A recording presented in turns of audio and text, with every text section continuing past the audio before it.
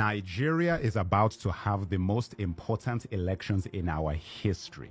The results will affect not only our country, but the entire region of West Africa and in turn the rest of the world. Because you know that our resources are fueling a lot of people. But I just found out something crazy about the origins of Nigeria that shocked the hell out of me. Nigeria was never meant to be a country. It was something else entirely. In this video, I'm going to tell you exactly what I discovered. Oh, and I want to acknowledge Burna Boy for bringing my attention to this in his song Another Story on his album African Giants. Thank you for inspiring this video. And all of you, let Burna Boy know he got to me and now I'm sharing this information with you. The creation of Nigeria was never about democracy, never about Christianity. It was all about money, business, and profit. None of it for us. Pay attention. The area now known as Nigeria was called the Slave Coast up to 1870. This was the point at which the British had stopped slave trading and moved on to palm oil as their primary commodity out of Nigeria. One of the main suppliers of palm oil was the Benin Kingdom, and you have to watch my video of one of the greatest African kings most of you have never heard of, Oba of Oranwen.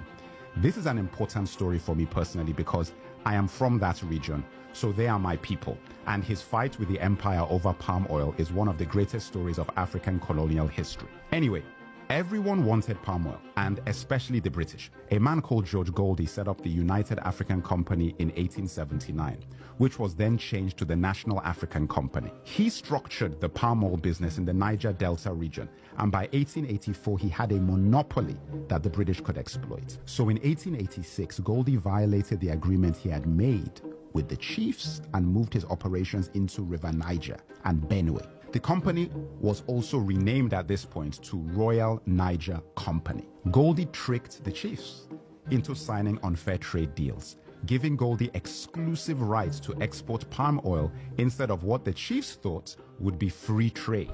These contracts were written in English, a language we didn't understand, and based on laws that were not our own. Now guys, this is similar to something I learned when I was in university about the deals done with the Native Americans in what is now known as the United States of America. Very similar thing where deals were done in contracts in English with laws that had nothing to do with the Native Americans. There was a meeting called the Berlin Conference in 1884 to 1885, set up by Germany's first chancellor, Otto von Bismarck.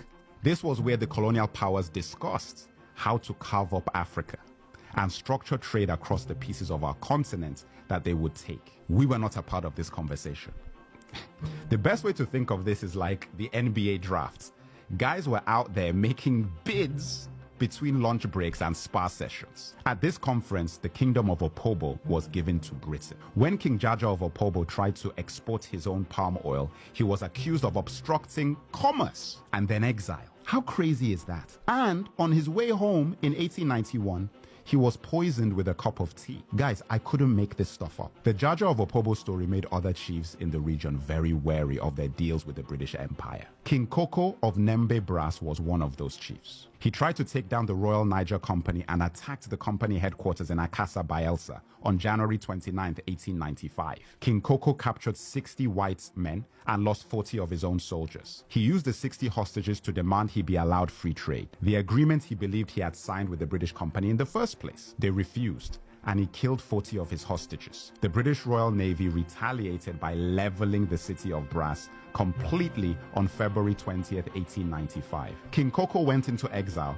and the British not only took control of the palm oil he once had, but also fined the people of his kingdom £500 as well as confiscating their weapons. Tragically, King Koko committed suicide in exile in 1898 after being branded an outlaw by the British company that had taken his kingdom, palm oil, and reputation. The Royal Niger Company sold its territory to the British government for £865,000 in the late 1800s. This territory was known as Nigeria.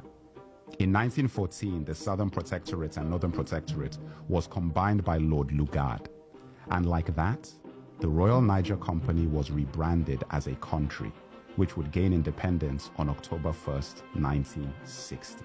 Lugard is a place in Nigeria today, like there's a street called Lugard in Ikoyi, The Royal Niger Company changed its name to the Niger Company Limited, and it was then acquired by Unilever. Unilever still operates in Nigeria to this day. And that, my brothers and sisters, is how Nigeria came to be. We have a long way to go to fix the country. And it starts with the February elections. But we won't ever have a hope in a solution to our problems if we don't know how they started. Remember, it's not about asking anyone else to fix this. This is about knowing your history.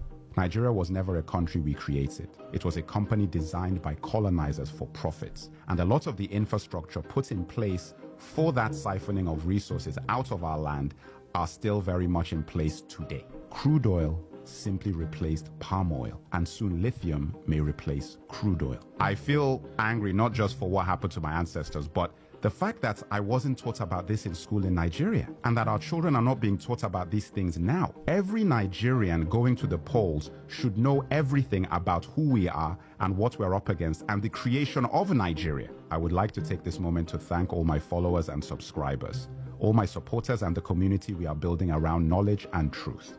You are all appreciated, and I take none of you for granted. If you found this video informative, like, share, and subscribe, and make sure to follow my YouTube channel, link in the bio.